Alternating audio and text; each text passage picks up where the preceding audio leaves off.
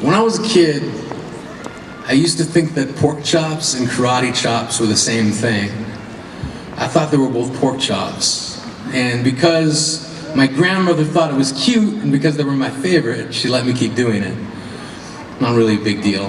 One day, before I realized fat kids are not designed to climb trees, I fell out of a tree and bruised the right side of my body. I didn't want to tell my grandmother about it because I was scared I'd get in trouble for playing somewhere I shouldn't have been.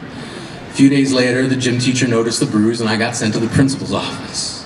From there, I was sent to another small room with a really nice lady who asked me all kinds of questions about my life at home. I saw no reason to lie. As far as I was concerned, life was pretty good. I told her whenever I'm sad, my grandmother gives me karate chops.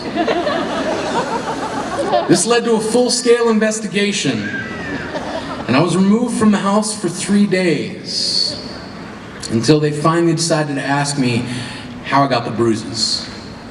News of this silly little story quickly spread through the school, and I earned my first nickname, Pork Chop.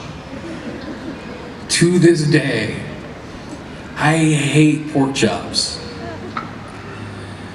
I'm not the only kid who grew up this way, surrounded by people who used to say that rhyme about sticks and stones. As if broken bones hurt more than the names we got called, and we got called them all. So we grew up believing no one would ever fall in love with us, that we'd be lonely forever, that we'd never meet someone to make us feel like the sun was something they built for us in their tool shed. So broken heartstrings bled the blues as we tried to empty ourselves so we'd feel nothing. Don't tell me that hurts less than a broken bone. That an ingrown life is something surgeons can cut away, that there's no way for it to metastasize. It does. She was 8 years old. Our first day of grade 3 when she got called ugly. We both got moved to the back of class so we'd stop getting bombarded by spitballs. But the school halls were a battleground, and we found ourselves outnumbered day after wretched day. We used to stay inside for recess because outside was worse. Outside we'd have to rehearse running away, or learn to stay still like statues, giving no clues that we were there in grade 5. They taped a sign to the front of her desk that read, "Beware of dog."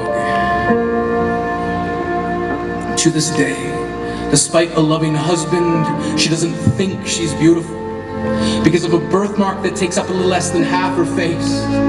Kids used to say she looks like a wrong answer that someone tried to erase but couldn't quite get the job done. And they'll never understand that she's raising 2 kids whose definition of beauty begins with the word mom, because they see her heart before they see her skin, because she's only ever always been amazing. He was a broken branch grafted onto a different family tree. Adopted. Not because his parents opted for a different destiny. He was 3 when it became a mixed drink of 1 part left alone and 2 parts tragedy. Started therapy in 8th grade. Had a personality made up of tests and pills. Lived like the uphills were mountains and the downhills were cliffs. 4/5 suicidal, a tidal wave of antidepressants, and an adolescence of being called pop. 1 part because of the pills, 99 parts because of the cruelty. He tried to kill himself in grade 10, when a kid who could still go home to mom and dad had the audacity to tell him, "Get over it." As if depression is something that can be remedied by any of the contents found in a first aid kit. To this day, he is a stick of TNT lit from both ends. Could describe to in detail the way the sky bends in the moments before it's about to fall. And despite an army of friends who will call him an inspiration, he remains a conversation piece between people who can't understand. Sometimes being drug-free has less to do with addiction and more to do with sanity. We weren't the only kids who grew up this way. To this day, kids are still being called names, the classics, "Hey stupid," "Hey spaz." Seems like every school has an arsenal of names getting updated every year.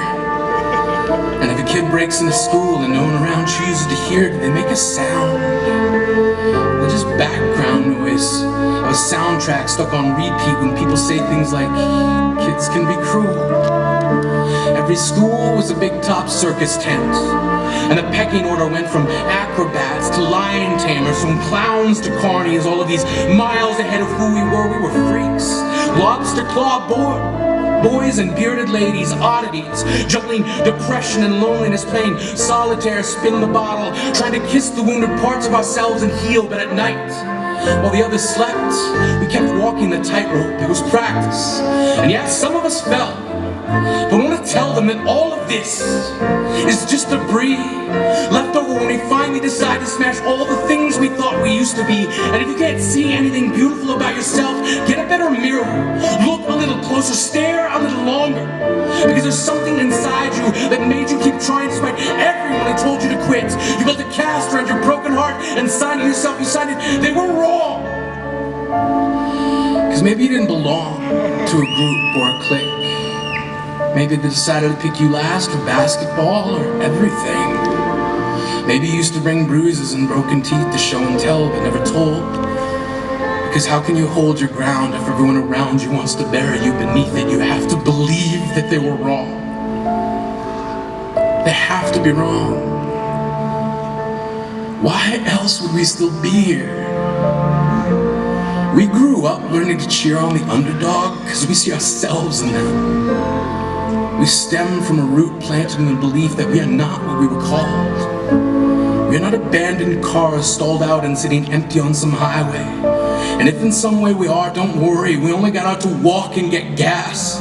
We are graduating members from the class if we made it. Not the faded echoes of voices crying out names will never hurt me. Of course they did. But our lives will only ever always continue to be a balancing act that has less to do with pain and more to do with beauty.